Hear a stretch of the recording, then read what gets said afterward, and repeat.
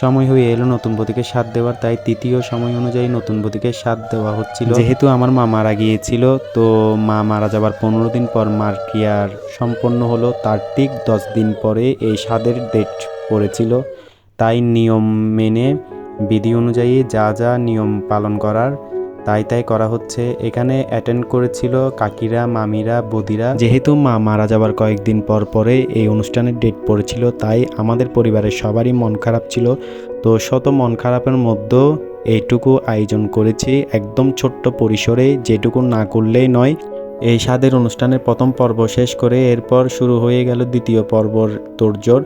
তো এখানে যত রকম পদ রান্না করা হয়েছিল সব পদ দিয়েই সাজানো হলো। এরপর নতুন বধূকে বসিয়েও দেওয়া হলো।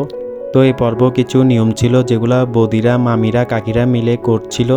আর এদিকে বলে রাখা ভালো, যেহেতু আমার মানে তাই সবাই বলছিল মার অবর্তমানে বড় বদির উপরে সব কিছু দায়িত্ব পড়লো। তো উনি সব কিছু প্রথমেই করে দিচ্ছিল।